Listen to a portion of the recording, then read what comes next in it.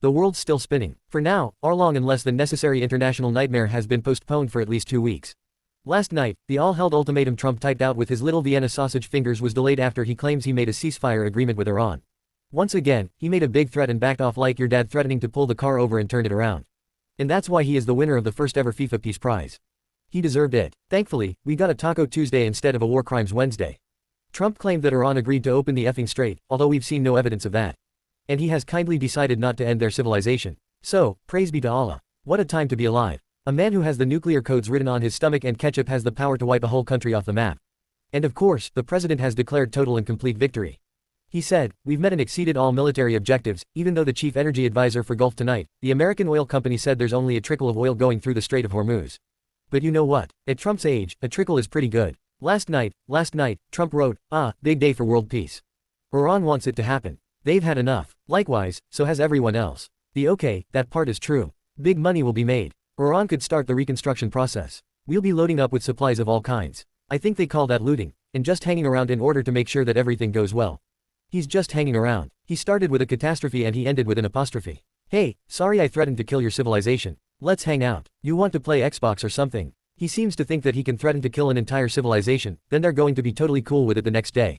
I'm not sure he's getting this. Let me put this into terms he might be able to understand.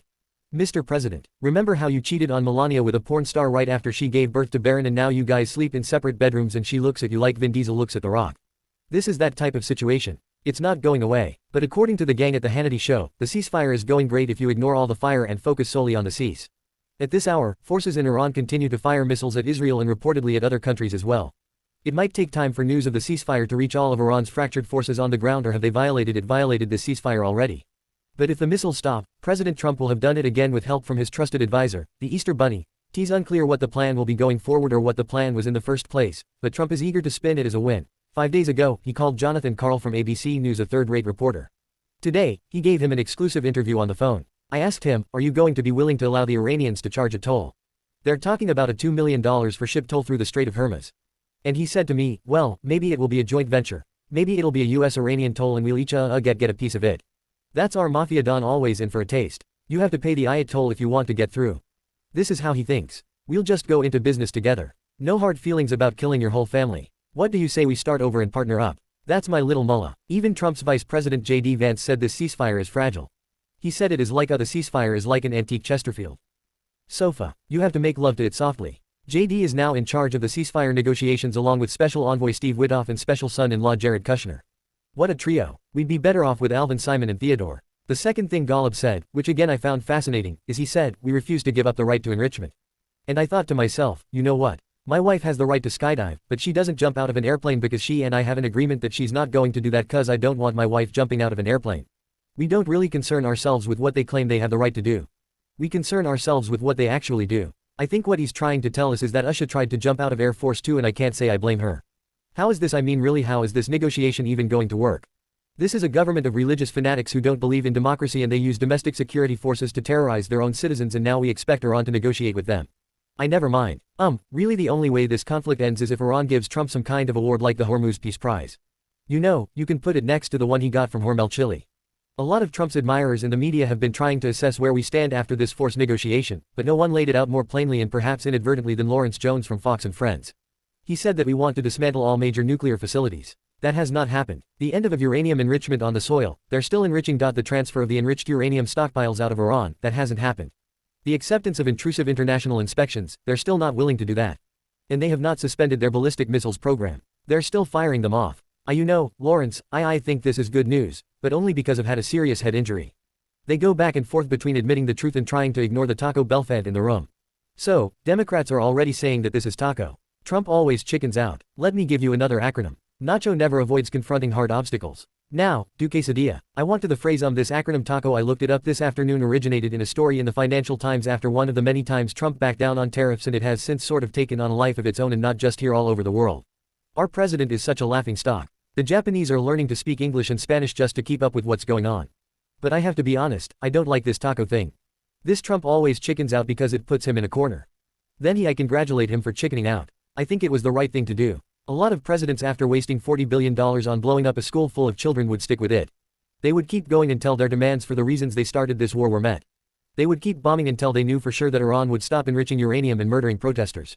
But not Donald Trump, our president. He looked at the price of gas. He looked at the polls. He said, oops, and he tucked his pointy little tail between his porky pink legs and tiptoed right back out to the golf course. Mission accomplished, everyone. That takes guts right there. You know, I mentioned last night, one of the more prominent and more vocal critics of the war in Iran was Pope Leo, but I guess he's feeling pretty good about it now because today Pope Leo caught up with the Harlem Globetrotters.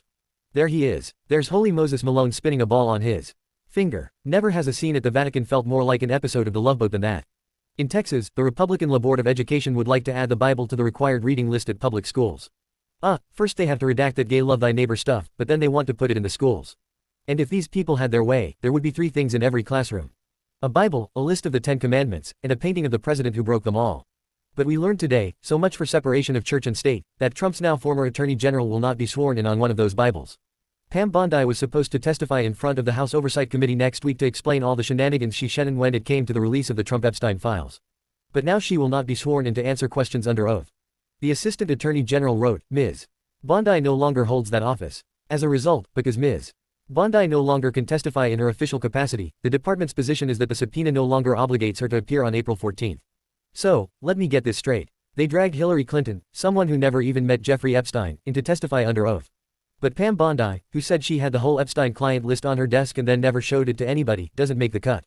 That makes a lot of sense. By the way, she didn't have time to testify. She's been busy screaming at the teenage manager of a Quiznos for putting Chipotle mayo on her Baja chicken sub.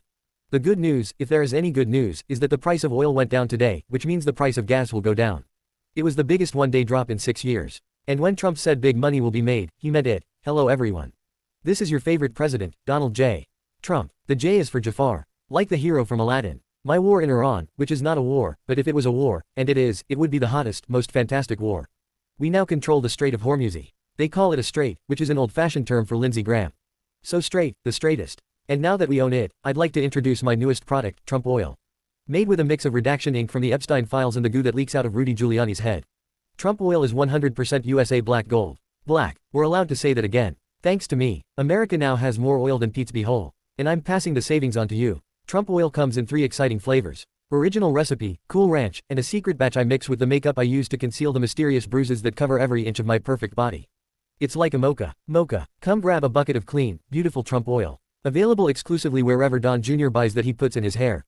I'll take 2 barrels. We got a fun show for you tonight from the boys. Anthony Starr is here. We have music from Mitski. And we'll be right back with Gene Smart. This is a breaking news alert from USA Now. Subscribe now for live updates on politics, crime, and the economy.